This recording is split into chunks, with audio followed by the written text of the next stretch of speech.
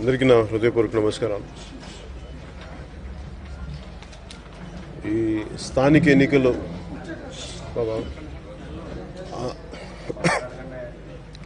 ఆంధ్రప్రదేశ్ స్థానిక ఎన్నికల ప్రక్రియ చాలా హింసతో కూడుకుంది, దౌర్జన్యంతో కూడుకుంది. ఇవన్నీ చాలా ఇబ్బందికరమైన పరిస్థితులు వచ్చినాయి. గత ఎన్నికల్లో ఏమైతే చెప్పానో, వైసీపీ పాలన వస్తే హింస ఎక్కువైపోద్ది,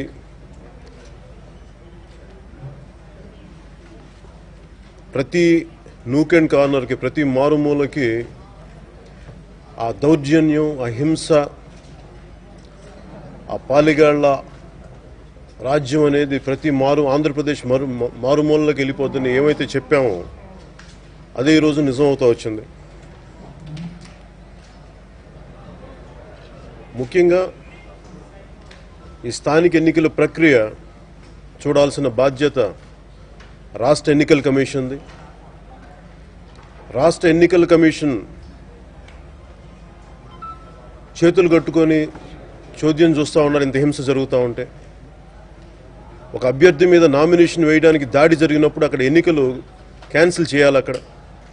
అలా కాకుండా ఎన్నికల ప్రక్రియ జరిపించేలాగా నామినేషన్ వేయడానికి నిన్న మా జనరల్ సెక్రటరీ సత్య గారి మీద ఆల్మోస్ట్ దాడి జరిగి, మా పిఎస్సి సభ్యులు హరిప్రసాద్ గారి మీద దాడి జరిగి, చిత్తూరులో చూస్తే అసలు ఎవరు రోడ్ల మీద రావడానికి, నామినేషన్ వేయడానికి భయపడే పరిస్థితికి వచ్చింది. ఈ రోజున నేను ప్రతి ఎన్నికల ప్రక్రియలో భాగస్వామ్యమైన ప్రతి ఒక్క ఎలక్షన్ కమిషన్ అధికారులు కూడా మేము వినుకుంటా ఉన్నాం. మీరు చేసిన విధానం ఏం బాగాలేదు.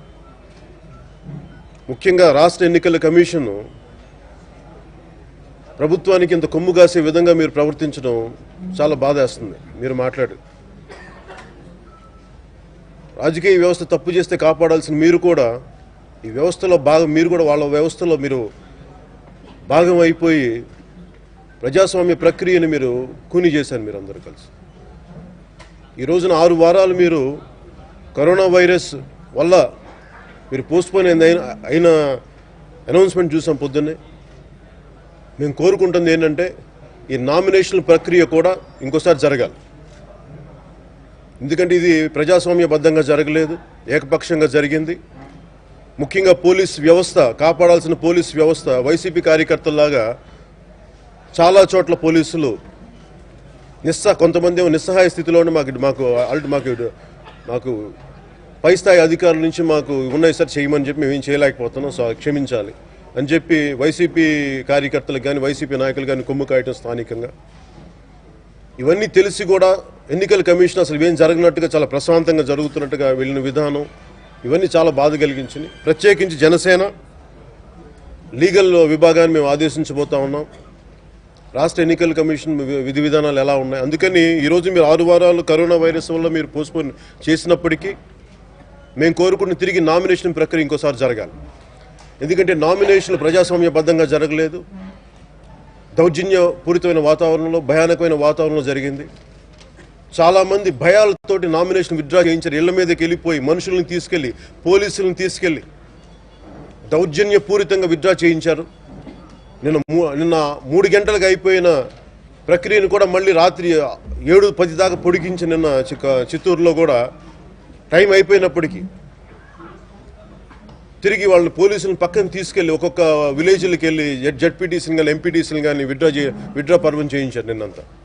అందుకని ఇది చాలా దౌర్జన్యపూరితంగా ఉంది. రాష్ట్ర ఎన్నికల కమిషన్ తిరిగి మీరు నామినేషన్ ప్రక్రియ కూడా మీరు ఎలక్షన్లో ఎలాగా మీరు పోస్ట్పోన్ చేశారు కాబట్టి తిరిగి నామినేషన్ ప్రక్రియ కూడా మళ్ళీ నూతనంగానే చేపట్టండి. ఈసారి ప్రజాస్వామ్యబద్ధంగా జరగాలి.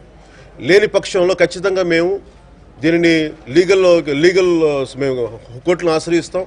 అలాగే కాకుండా ఎవరైతే ఉన్నారో ప్రతి విలేజ్లో కనుక ప్రతి గ్రామం సంబంధించి టౌన్ అన్ని స్థాయిల్లో కూడా ప్రతి అధికారి బాధ్యత వహించాల్సి వస్తుంది. మేము చూస్తూ కూర్చోం. ఇదేదో ఎన్నికలు గెలవడానికే అందువల్ల మేము అడ్డదారులు తొక్కం. కానీ ప్రజాస్వామ్యంలో మార్పు తీసుకురావడానికి మీరు పాలనా విభాగంలో తప్పులు జరుగుతున్నప్పుడు పరిరక్షించాల్సిన అధికారులు కూడా మీరు ప్రభుత్వంతో ఏకమై రాజకీయ నేతలతో ఏకమై మీరు ప్రజాస్వామ్యాన్ని కాపాడాల్సిన మీరు కూడా ప్రజాస్వామ్యాన్ని కూని చేస్తుంటే మేము చూస్తూ ఊరుకోం. నేను రిపోర్ట్ చేయమని చెప్పాను, అందరినీ రిపోర్ట్స్ తెప్పించుకుంటా ఉన్నాం. ఏ స్థాయిలో ఏ అధికారులు వైసీపీ ప్రభుత్వాలు కొమ్ము కాశారు వాళ్ళందరి మీద రిపోర్ట్ తయారు చేయమని చెప్పారు. ఏ పరిస్థితుల్లో వాళ్ళు అలా చేశారు వాళ్ళందరూ రిపోర్ట్ చేసి ఈ రిపోర్ట్ అంతా మేము బయట ప్రజలకు విడుదల చేస్తాం. ఎందుకంటే మీరు ఎవరు కూడా ఈరోజు తప్పించుకోవచ్చు, కానీ భవిష్యత్తులో మటుకు మీరు ఎవరు తప్పించుకోలేరు. ఖచ్చితంగా మీ మీద will make you accountable, no matter how big how small they are. ఖచ్చితంగా ప్రతి అధికారిని will make sure that they will be accountable. Will make them accountable. అలాగే కేంద్ర హోంశాఖకి కూడా మేము లేఖలు రాస్తా ఉన్నాం. ఎందుకంటే ఇంత దౌర్జన్యపూరితంగా ఎక్కడ కూడా ఇలాంటి పరిస్థితులు ఎక్కడ జరగలేదు. ముఖ్యంగా రాష్ట్ర ప్రభుత్వం నడుపుతున్న పార్టీకి ఖచ్చితంగా ఒక ఎడ్జ్ ఉంటుంది స్థానిక ఎన్నికల్లో. కానీ ఈ విధంగా అయితే మాట కూర్చొని అసలు భయపెట్టే విధంగా అసలు నిజంగా మీ 151 మంది సభ్యులు ఉన్న వీళ్ళు భయపెట్టాల్సిన అవసరం లేదు. అంటే ఏ పార్టీకి గొంతు ఉండకూడదు అనుకుంటే మీరు ప్రజాస్వామ్యాన్ని గొంతుని మీరు నొక్కలేరు. భయాలతోటి దౌర్జన్యాలతోటి మమ్మల్ని మీరు ఆపలేరు. అందుకని ఖచ్చితంగా దీనికి రాష్ట్ర ఎన్నికల కమిషన్ ప్రత్యేకించి మీకు విన్నవించుకుంటా ఉన్నాం. మీరు బాధ్యత తీసుకోవాలి. నామినేషన్ల ప్రక్రియ మళ్ళీ ఇంకోసారి కొత్తగా మొదలుపెట్టి తీరాల్సిందే మీరు. అలా కాని పక్షంలో ఖచ్చితంగా మేము దీని గురించి చాలా బలమైన ప్రణాళికతోనే వస్తున్నాం. మేము భవిష్యత్తులో భారతీయ జనతా పార్టీ జనసేన కలిపి ఖచ్చితంగా మీరు అందరూ బాధ్యత వహించేలా చేస్తాం. అలాగే కేంద్రం నుంచి మీకు ప్రత్యేకంగా ఎవరైతే ఏమేమి తప్పులు చేస్తారో చిన్న అధికారి నుంచి పై అధికారి దాకా ప్రతి ఒక్కళ్ళ దగ్గర రిపోర్ట్ మేము కేంద్రానికి పంపిస్తాం.